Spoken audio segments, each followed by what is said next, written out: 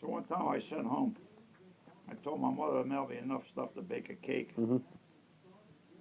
So the guy I used to bunk with, he had 6 kids. He'd come from Scranton. He knew how to bake a cake. Mm-hmm. He mixed it all together. I took it to the baker in town, and it all fell apart. The guy was crying when he handed it to me, and he's in German telling me to bring him this stuff. Yeah. So the guy that mixed it, he's blaming it on the baker. So I went back to the baker. I gave him all the stuff, and you should have seen the cake he baked, Bill. Yeah. Oh, it was a beautiful looking cake. And the kid was crying, so I said, "Give me a knife, I'll give the kid." He said, "No, I got enough stuff for another one." So I took it back, man, that cake was good. Then we used to go to baker, we used to get this black bread. Mm-hmm. We thought it was like a treat. Yeah. Here I find out now that black bread was 20 to 30% oak, what do you call it? The outside of the tree, we call it the bark of the The bark. tree. Okay. That's what it was. We Oh. didn't know that. We thought it was like cake. We were eating black bread. Yeah. Each little farmhouse, they had a piece of ground they used to go out. Each little house had a stable in the front. Mm-hmm. The back end of the cow is when you went to the front door. That's what his ass was, sticking there in a pile of shit in front of the house. And they used to have a wagon. They hooked the cow. They had cows pull the wagon. They didn't have Oh, yeah. horses. And them cows used to shit all day long. And they would put straw in this cart, and they put the bread in there. Deliver the bread. Yeah. And then the next thing you know, they're bringing manure up to the farm, up to their piece of ground with Yeah. that same goddamn cart. And them cows used to shit green as they walked. Yeah. I remember one time this horse, I rode to the next town to see this guy's daughter, and I put the horse in this field so he wouldn't run away, and he ate that green grass, Mm-hmm. and all the way back, about a mile or so back to where I was, that shit green all the way back. Where the hell else will you get all them stories, Bill? Yeah. Yes. What a life I had. And what? This was right after the war. Like, Yeah. so the people nice to you then? They didn't give any flack or? No trouble. I was on a quartering party when we moved. Mm-hmm. I would go set up first platoon in these houses, second platoon this up, and I picked the second floor of the schoolhouse. Yeah. But nobody climb any steps, go looking for you. Yeah. So you were on the first floor, they catch you all the time. There's some detail to do. Oh, okay. So I had our outfit on the second and third Yeah. floor of the schoolhouse. So one day I'm up in the attic and I found all these papers. Mm. This guy was a school teacher. He was a Nazi. Mm-hmm. And when I turned them in and Oh, yeah. locked them up, yeah. And then these people used to grow tomatoes in the back. Mm-hmm. Each house had a little garden. Yeah. Like a country houses. Mm-hmm. And they turned me in one time for stealing their tomatoes. So I couldn't steal the tomatoes anymore. So what I do, I threw that pattern where them tomatoes are, where all the ripe ones were. And at nighttime, they couldn't go out at night in the dark. I used to crawl around, pick all them ripe tomatoes. Then after the war, we used to trade like powdered milk and powdered potatoes and powdered, we get real ones. Yeah. We'd Okay. swap them. We had a guy who spoke German. Mm-hmm.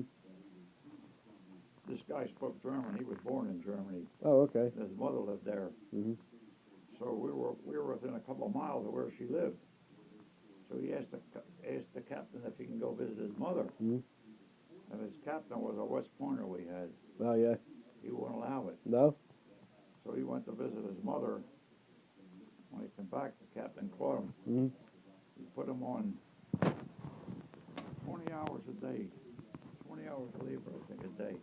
Labor? Wow. Yeah. I think it was 20 hours, but it was mean. Yeah. So what we used to do, I didn't do it because it wasn't my squad, but the guys would take turns digging whatever he had to do. Mm-hmm. Okay. Another guy would keep track of where the captain was, Right. so he wouldn't have to work so hard. But Yeah. I was a lousy captain to do that. Yeah. Yeah. I remember he was a cook, and all them cooks were drinkers. We crossed the Remagen Bridge, it was a railroad bridge, across the Rhine River, Mhm. and we headed north. And these two jets came by. They scared the living shit out of me. I never heard jets before. Were they American jets or No, German jets. the We German didn't have jets? any jets. Right. They were jet airplanes. Yeah. So I ran in this. There were a lot of mansions there. I went in this mansion. I see this German guy, this old German guy, and I holler for him to go down the cellar. And I ran down the cellar, and I got this fireplace with all like cobblestones. Mhm. And I'm sitting there when the bombs stopped falling. I'm sitting on 3 bottles. I don't know if I told you this before. I opened up one bottle, it's got a strawberry juice or something. Opened the other one, same crap. The other one was some kind of whiskey. Oh yeah. So when I went upstairs, this German guy went in the yard. He was dead. From what? He got killed with one of them bombs. Oh wow. And the guy told me he didn't hear when I hollered from him go down the cellar. Oh. He's hard of hearing. He didn't hear the noise, or he would have been down the cellar with me. Right. I mean, I could see an old guy get killed no matter Oh, who yeah. it was. So I went and found them guys in the kitchen. I found the kitchen truck. And they finished half that bottle before I found out what it was, cognac. Was it? Wow. Yeah. Yeah, it was good booze. One time we took the truck, this is a guy Monahan from upstate Pennsylvania. We took the truck, and another guy and I, we went to, just after the war, Mhm. we went to this French territory, got a truck full of wine, Mhm. and we put it back, we traded a guy where they made the cognac. They used to make it out of wine. Mhm. We gave him a truckload of wine. Wine. Yeah. We didn't pay enough for the wine. Yeah. When they get a rifle bill, you own everything, Yeah. and they don't lock you up or nothing. And I got some liqueur, Mhm. and it tastes good. And I drank too much. Bill, I was sick for 3 days. Were you? Oh, that shit ruined my stomach. Oh man, I could drink wine or whiskey, but I don't know what this stuff did. But boy, I could eat nothing for 3 days.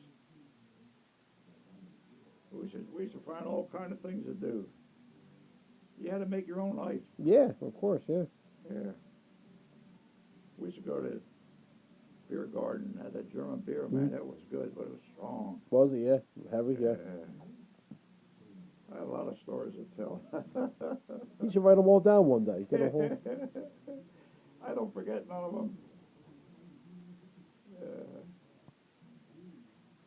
I know when we went and picked up that truck, went to French territory to pick up that truckload of wine. This